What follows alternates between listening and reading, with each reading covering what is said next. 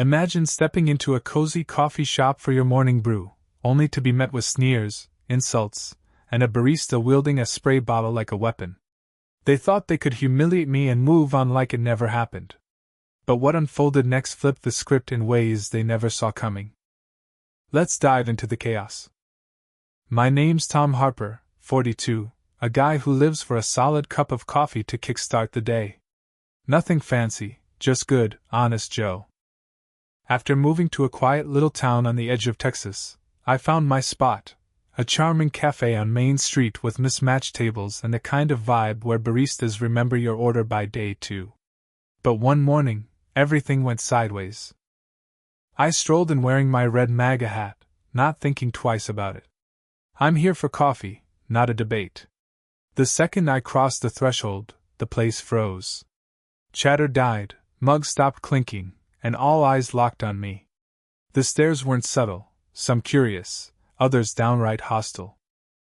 I shrugged it off and headed to the counter, but the barista, Jake, a lanky kid with neon green hair and a nose ring you could hang a coat on, stiffened like I'd just pulled a knife. "Hey man," Jake said, voice sharp as a blade. "We're closed for your kind." I blinked, stunned. "Excuse me? I just want a coffee." His lip curled into a sneer. "We serve people here, not bigots. Get out." Before I could respond, he grabbed a disinfectant bottle, sprayed a rag, and started wiping the counter like my presence had tainted it. A guy at a nearby table snickered. A woman across the room shot me a look that screamed, "You don't belong." My blood boiled, fists clenching, but I wasn't about to lose it. Not yet. "This isn't over," I said, voice low, and walked out. Laughter trailed me, but I was already planning my next move. A few days later, I returned, no hat this time. I wanted to see if Jake's attitude was personal or just a performance. The cafe was the same, indie music humming, Jake slouching behind the counter with his "I'm too cool for this" smirk. Beside him was a girl, Mia, with eyeliner sharp enough to cut glass, glued to her phone. I ordered a black coffee, keeping it neutral. Jake punched it in, barely glancing at me, but the vibe was arctic. Mia flicked her eyes between us, sensing the tension. I got my coffee, no drama, and took a seat by the window, watching the morning unfold.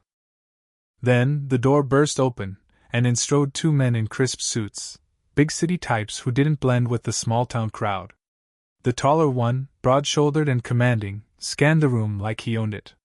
The shorter one, sharp as a tack, carried a clipboard. Jake froze mid-sentence, his smirk vanishing. Mia put her phone down.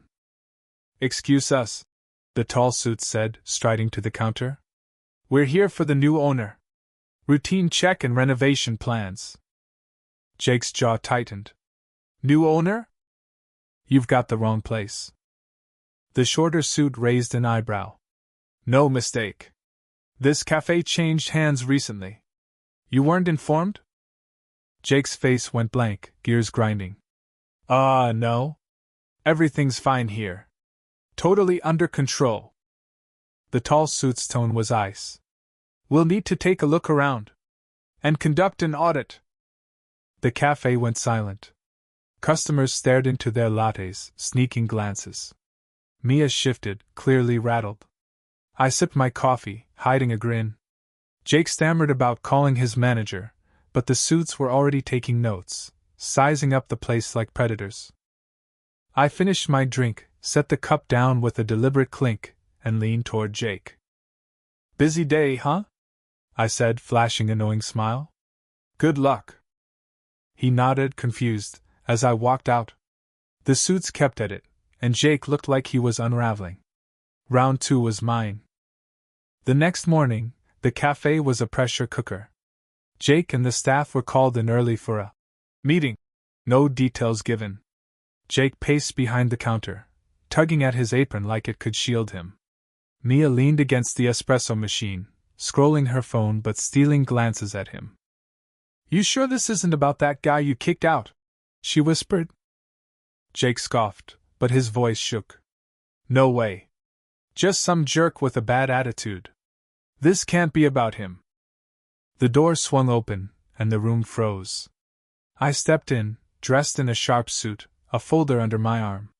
Behind me were the two suits from yesterday, faces like stone. Jake's eyes widened, his face draining of color. Mia's jaw dropped, her phone forgotten. The staff looked like they'd seen a ghost.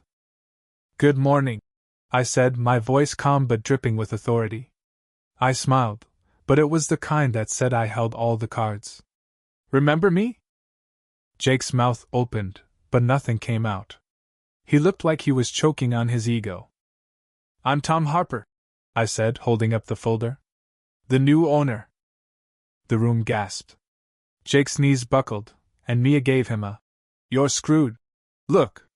The other staff shifted, unsure whether to run or hide. I stepped forward, my shoes clicking on the floor, and opened the folder, pretending to skim it.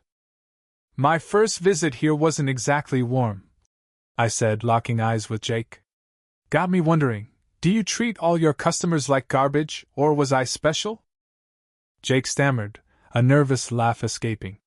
"I didn't mean." I cut him off. "In my café, we treat everyone with respect.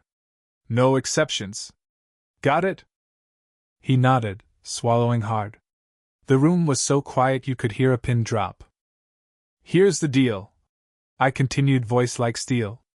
"You've got two choices: learn to treat people right, or start job hunting. Your call." Jake looked like he wanted to vanish. Mia stared at her phone, pretending she wasn't there. The staff stood frozen, the weight of the moment sinking in. I snapped the folder shut. "One more thing," I said, turning toward the door. "Your coffee's awful. Fix it."